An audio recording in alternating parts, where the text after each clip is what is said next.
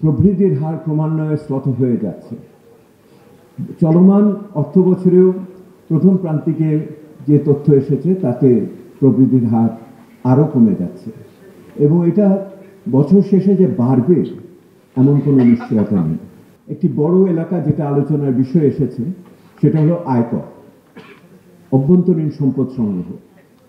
আমরা দেখে আশ্চর্য হয়ে গেছি কিভাবে অবিবেচকভাবে ভ্যাট বৃদ্ধি করা হয়েছিল।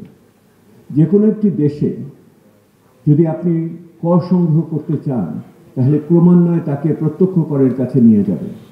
আমরা দেখলাম না কোনো প্রত্যক্ষ কর আহরণের জন্য কোনো পরিকল্পনা।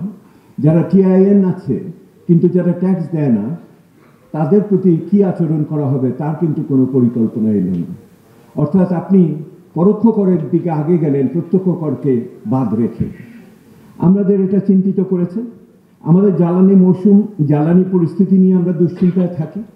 গ্যাসের সরবরাহ এবং আগামী বোরো মৌসুম এবং গরমের মধ্যে আমার জ্বালানি পরিস্থিতি আরও জটিল হবে এইরকম আশঙ্কা করা হচ্ছে।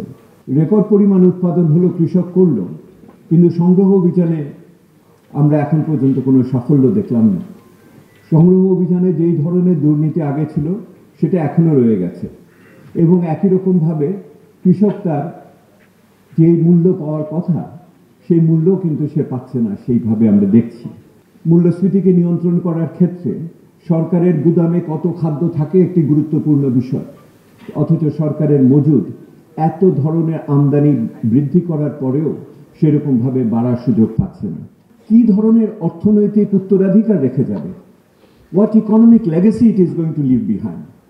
এই মুহূর্তে এই সরকার অনেক কিছু প্রাতিষ্ঠানিক এবং প্রশাসনিক সংস্কারের দিকে মন দিয়েছে। আমার মনে হয়, আমার ভুল হলে আপনারা আমাকে সংশোধন করে দিবেন, এই প্রাতিষ্ঠানিক সংস্কার সংসদ থেকে আরম্ভ করে স্থানীয় সরকার পর্যন্ত যতখানি মনোযোগ পাচ্ছে বাংলাদেশের অর্থনৈতিক ব্যবস্থাপনা ততখানি মনোযোগ পাচ্ছে না। এবং যেখানে উচ্চ মূল্যস্ফীতিতে মানব জীবন এইরকম কষ্টের ভিতরে আছে, মধ্যবিত্ত এবং নিম্ন মধ্যবিত্ত, এবং যেখানে পুষ্টিহীনতা এবং অন্যান্য ক্ষুধা বৃদ্ধি পাচ্ছে, সেই রকম একটি সময় আমরা এটা দেখছি না। সেই জন্যই আজকে ডেকে নিয়ে এসেছি আপনাদের। যে ধরনের প্রশাসনিক কাঠামোগত পরিবর্তন দরকার, সংস্কার, সেই সংস্কারের কোনো রূপরেখা আমরা দেখছি না।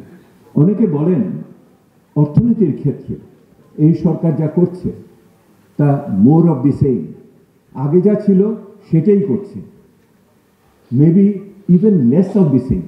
অর্থাৎ এই সরকারের কোনো অর্থনৈতিক ম্যানিফেস্টো কিন্তু নাই।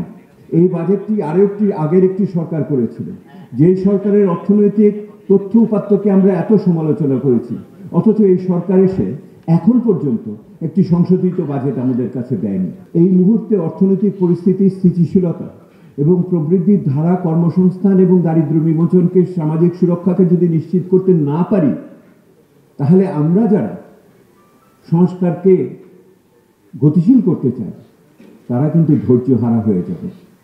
অর্থাৎ সংস্কারের পক্ষের মানুষগুলোও কিন্তু একসময় এই অর্থনৈতিক অস্বস্তি এবং নিরাপত্তার অভাব থেকে আপনার সুষম সংস্কারের পক্ষ থেকে কিন্তু সরে যেতে পারে।